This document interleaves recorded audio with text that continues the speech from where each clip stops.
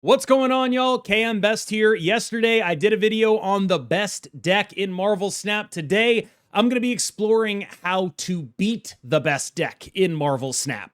When trying to beat the Captain Carter combo deck, I had a couple of baseline ideas that met with middling success. I did pretty okay with a couple of super giant lists that were mostly focused on preventing them from comboing off very heavily and playing things like Shadow King. But eventually, I got to the point of thinking, what if I played Sarah Control and played things like Invisible Woman and Shadow King and Grandmaster? And as I was contemplating this live on stream, Sizer came into my chat and said, hey, actually, I'm way ahead of you. This is the list that he's been playing, and it feels to me like the first list that I've tried that actually feels like it manages to balance the considerations of what it takes to beat the powerhouse that is the Captain Carter combo deck, which is running rampant at high infinite, and also have an actual good game plan outside of that. And a lot of that is down to the ways in which this deck is able to A, manipulate priority, and B, just generally still be an extremely functional Victoria hand list.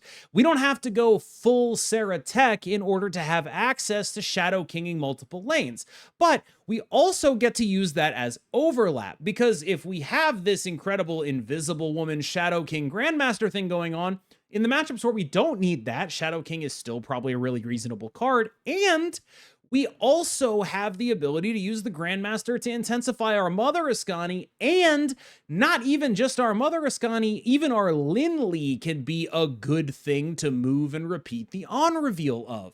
And so you end up with a deck that is able to do this at a fairly low slot cost. Really, all it's costing us is Invisible Woman to help us manipulate priority and make sure that our cards are actually going off down towards the end of the game. But it's not just about the beating of the Surfer deck. It's also about still maintaining enough of a major game plan that you can be a deck that works when you're not playing against those lists. And I think that that's the real thing that this deck really got to. When I was playing the Super Giant list and when I was playing around with the idea of doing Sarah Tech stuff, all of that felt like it was overreacting, like I was building specifically for the Captain Carter deck. And it turns out that with only a little bit of tweaking, the Victoria hand list can handle the matchup and still have a good proactive game plan. This is really good news for me, because the Golden Gauntlet is coming up, and there's not going to be a patch between now and then, as far as I'm aware, which means that we're looking down the barrel of the Surfer Captain Carter stuff being one of the dominant decks of the tournament, unless we start developing ways like this to actually fight through it. Quinjet is a classic in V-hand lists, and this is a list that is playing a bunch of different overlaps with a lot of picking and choosing and discounting your energy. And one of the really good things about the change in this metagame is that there are going to be less Mobii running around. As more people move towards the stick versions of Captain Carter lists, less Mobiuses become important, because that's not really all that good against the deck playing Hope Summers, and that deck itself isn't playing a lot of it. So you run into things that are like Techno-Organic Virusy, but against Techno-Organic Virus, maybe they have a Mobius, but your Gambits are actually quite good in that matchup, so you're not too worried about what their output is going to be, even if they are stopping you. In other words, Quinjet and this deck as a whole got a little bit better because the focus is on other stuff now. Maria Hill is a bit of a flex spot, but mostly her role is just providing a created card at a reasonable rate. One of the things you're going to be thinking of when you play this list, though, is keeping the side lanes clear of on reveals for both Grandmaster purposes and generally for the ability to make sure that your Invisible Woman is hiding enough stuff. In other words, I'm playing a lot of Maria Hills in the mid lane.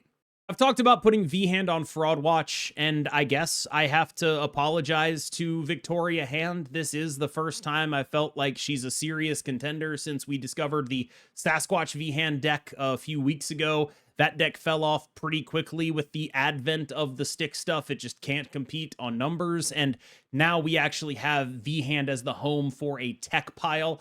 In as much as she's been on Fraud Watch, it's because she's never been the best deck in the game, but being a consistent performer in the way that she is, with an easily tweakable and customizable shell, is what her real secret strength is. Grandmaster is secretly probably the most powerful card in this deck. You have Grandmaster Mother Ascani, which is astonishingly powerful, but it's also a foundation of the how we beat the Captain Carter decks kind of a game plan here. The baseline thing that we're trying to do is either throw priority, play into a Shadow King Grandmaster, or what we can do is set up an Invisible Woman Shadow King Grandmaster, and then we will Shadow King 2 lanes, and their whole deck is green power, and then we win. And that's a very reasonable strategy here. So not only is he a key part of our offensive game plan, using him in concert with Mother Ascani to beat decks that we don't need to do that against, he is a key part of our defensive game plan, which is the big reason we're actually playing this deck in the first place, so that we can Grandmaster Shadow Kings at the Captain Carter deck. Because our final turns are so spoken for and we're not playing nearly as many cards, and because people still do play Mobius, this is a list that is playing Lin Lee instead of Sasquatch as its ability to go tall. And Lin Lee is perfectly capable of this. It's a deck that is really more about keeping your opponent's output down than it is making yours go crazy.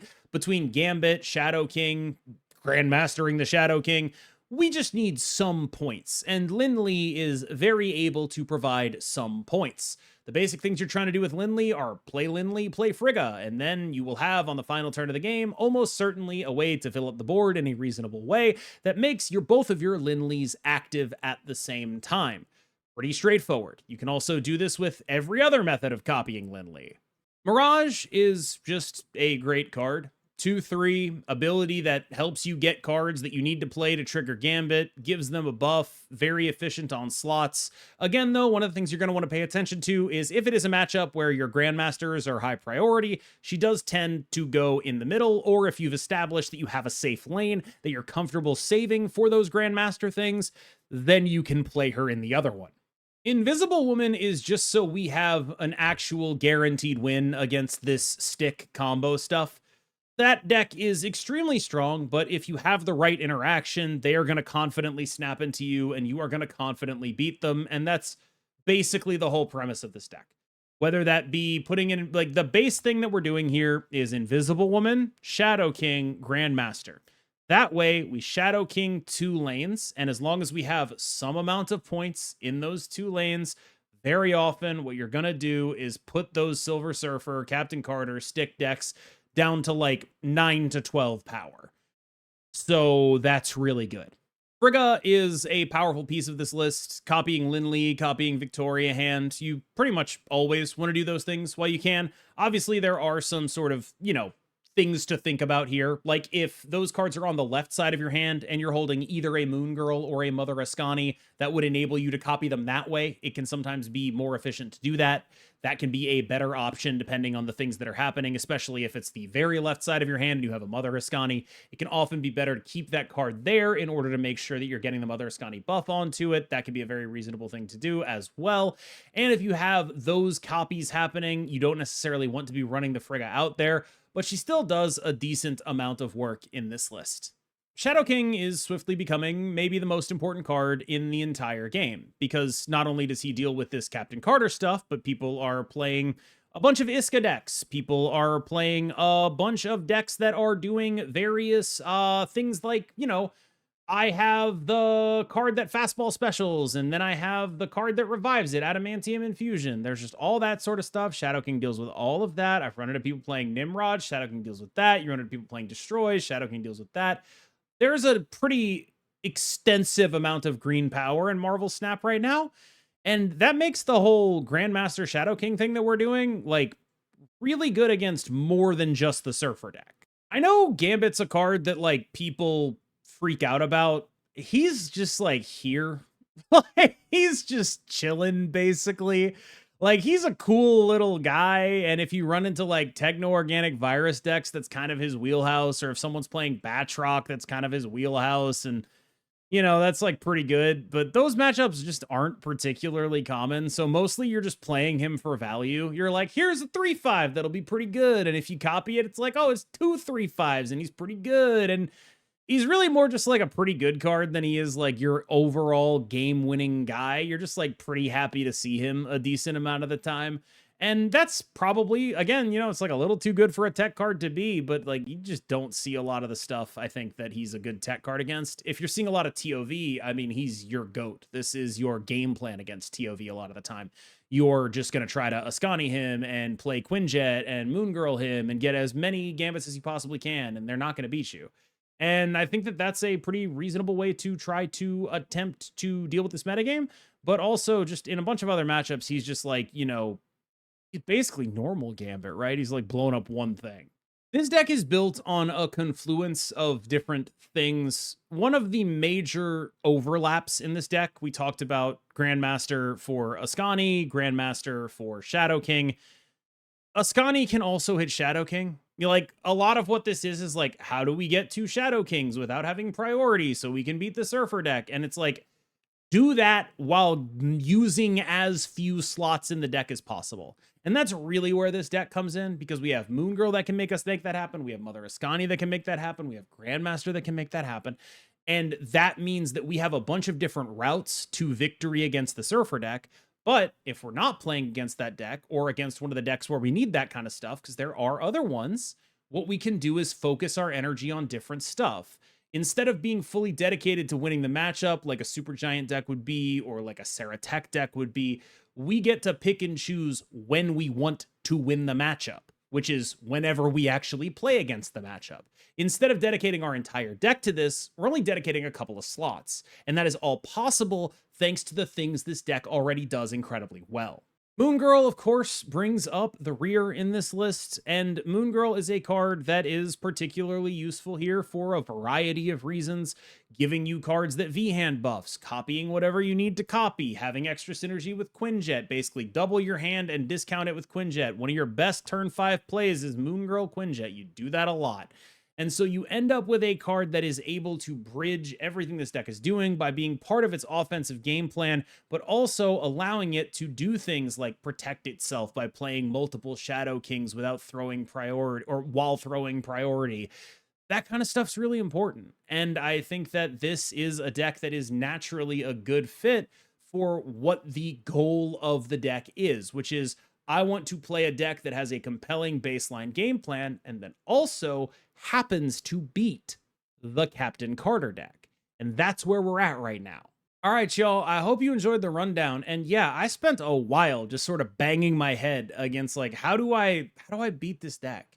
And how do I beat this deck without being a deck that only beats this deck? So huge shout out to Sizer, because I don't think I would have arrived here. And it definitely feels like the first deck I've played that I actually feel like I'm not instantly getting obliterated when I queue into the Surfer list right now. As always, I've been KMBest. You've been phenomenal, and I will see you in the next one. Stick around and enjoy the gameplay. Oh, yeah. That's why they call me that.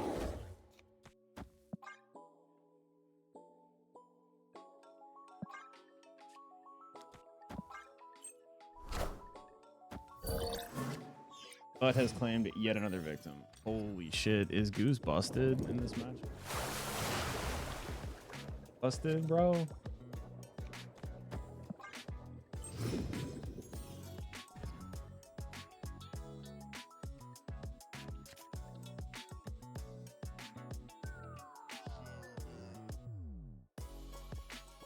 Fuck.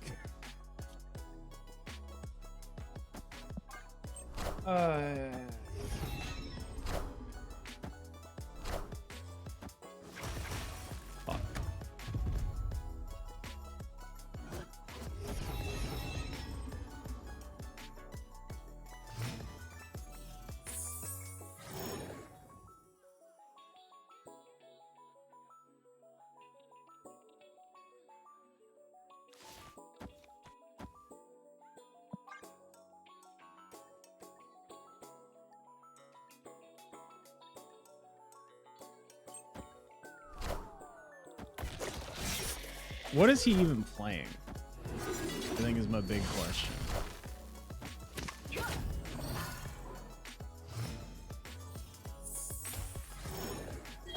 At least a little bit fascinating.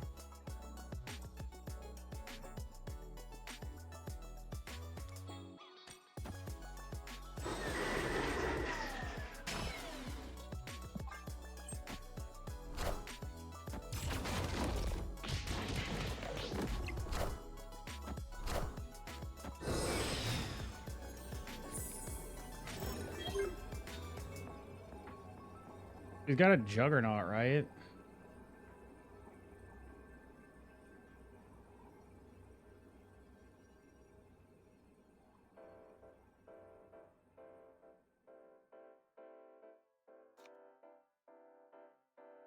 Opponent snap. What's the snap here mean?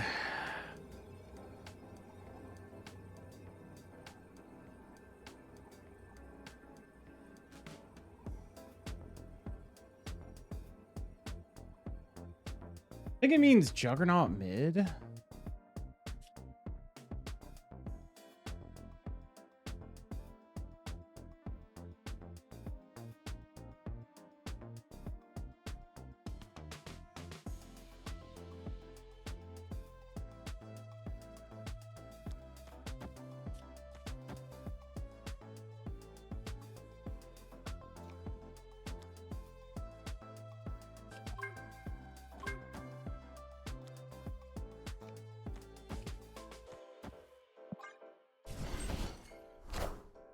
Cut off one head, two more shall take its place.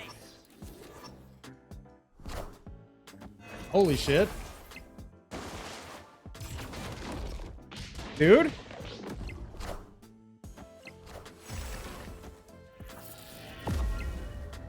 Wait, agony. Agony. Ah! Victory. Oh. There. Hello there, Zoran Momskani.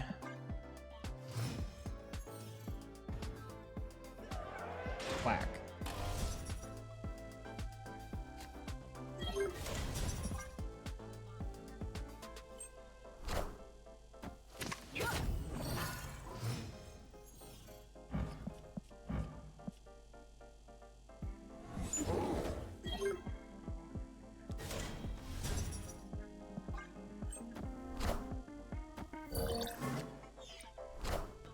Okay, problem.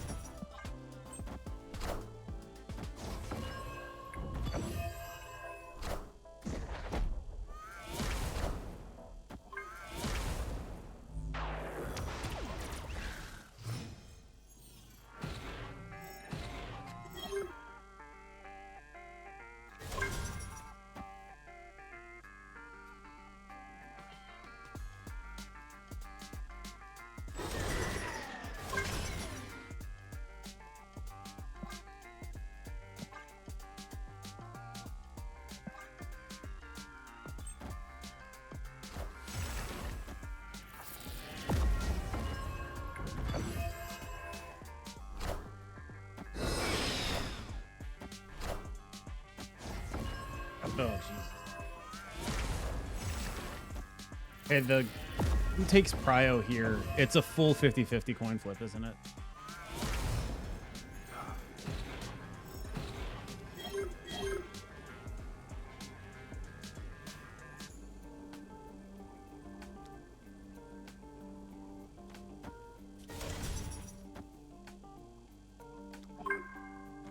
We got him, right? We have Shadow King Grandmaster and 2 Gambits.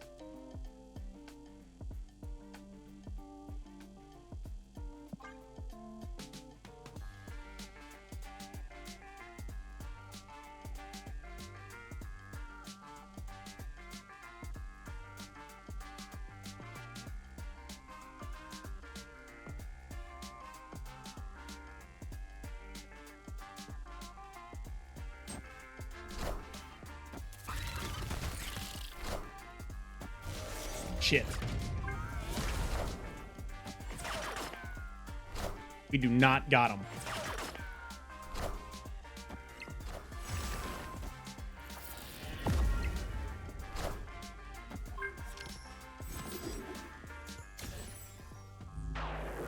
Oh, we do got him. Holy shit. We're balling. Do Gambit's Procket saying 5 out of sort of another thing that was going on.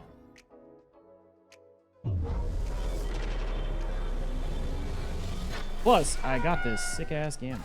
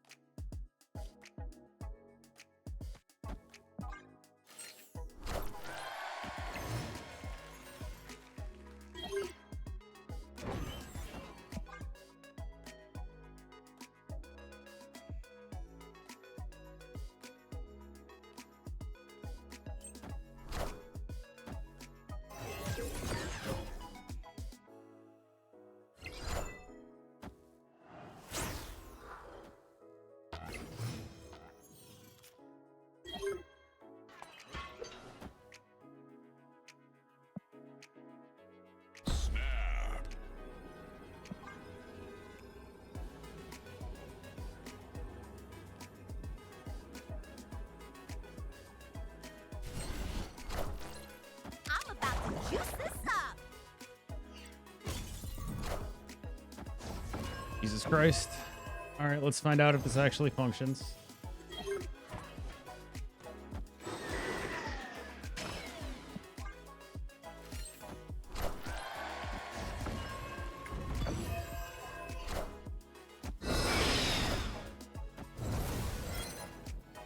Okay.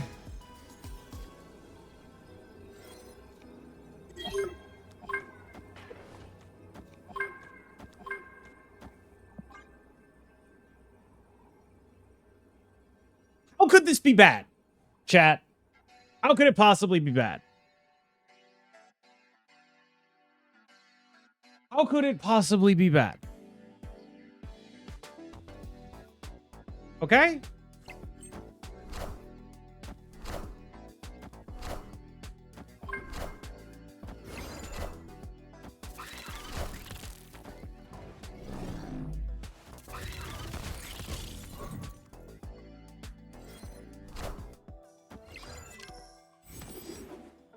Whack.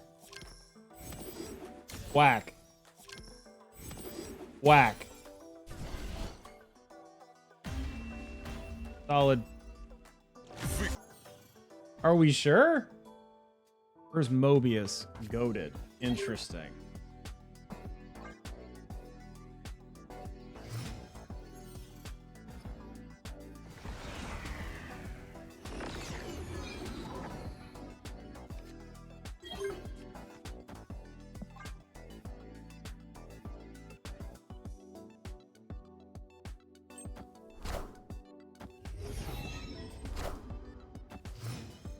Fascinating.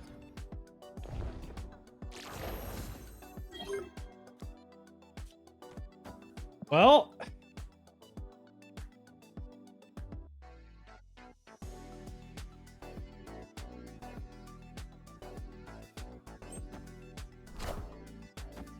oh, what the fuck? Oh, shit. Oh, shit, dude.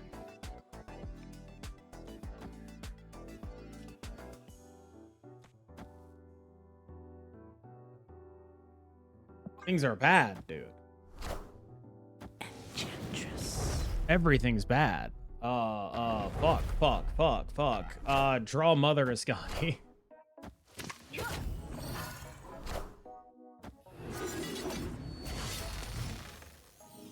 Someone say Conquest. Wait, I actually drew Mother Ascani. Hold on.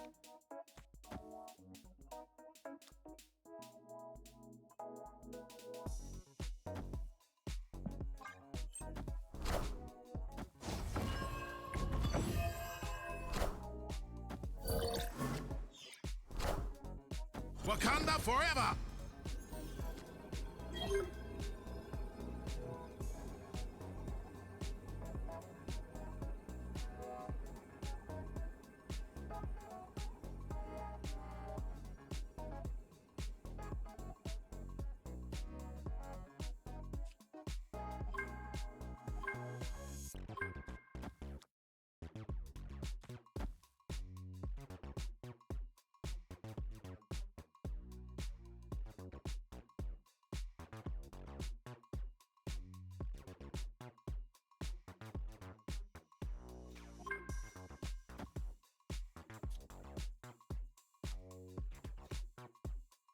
Very confused.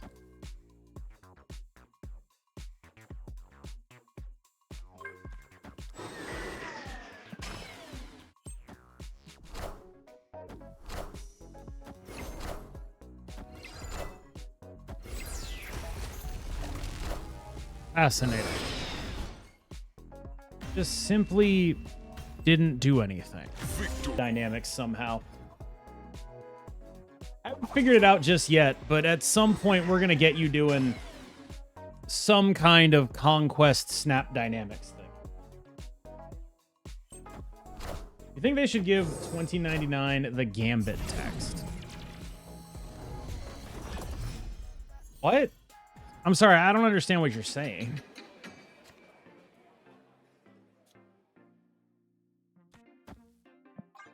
What do you mean?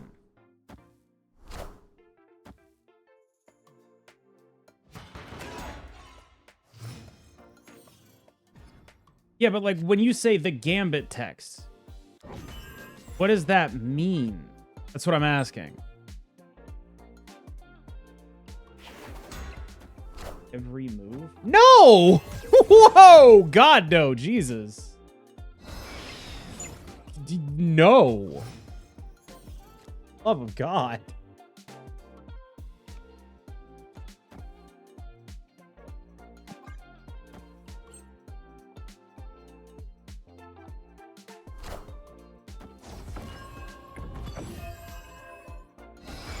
Difference between making it happen every game? There's some differences, dude.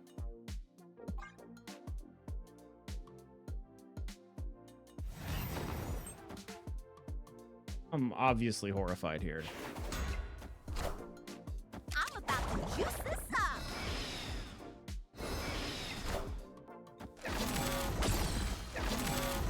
Fascinating.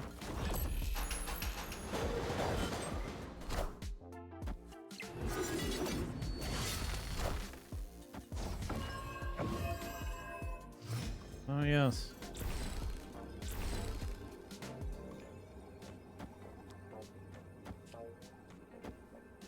This is the play.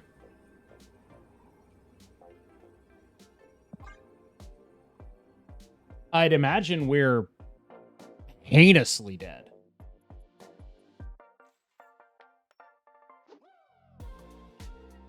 They have 14 energy and a Mother Ascon.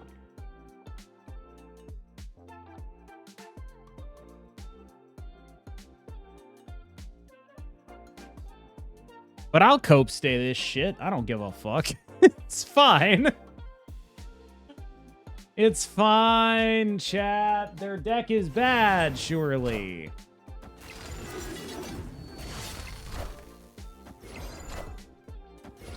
Surely nothing bad could ever happen to... Wait.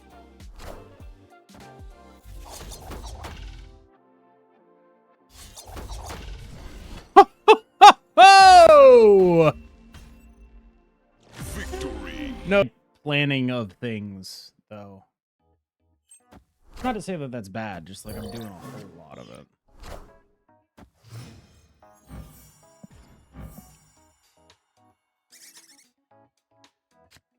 Thorn busted here.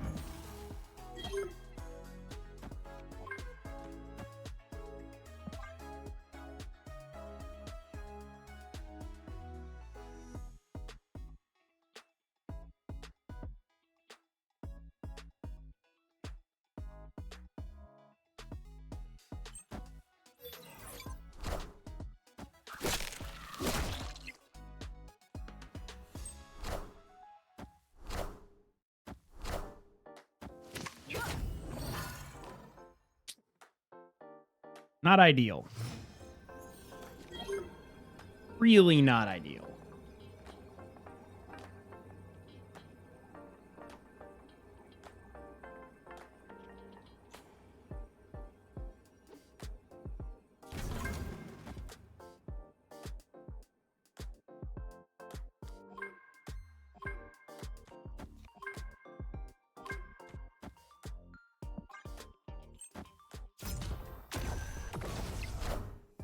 Okay, so we do turn off the stick over there. That's good. We're gonna win the right lane, and I think we're gonna win. We win this game. Holy shit! Another insane victory for the card Shadow King. Was that the worst thing that anyone has ever done to win a game in the history of winning games? Yes.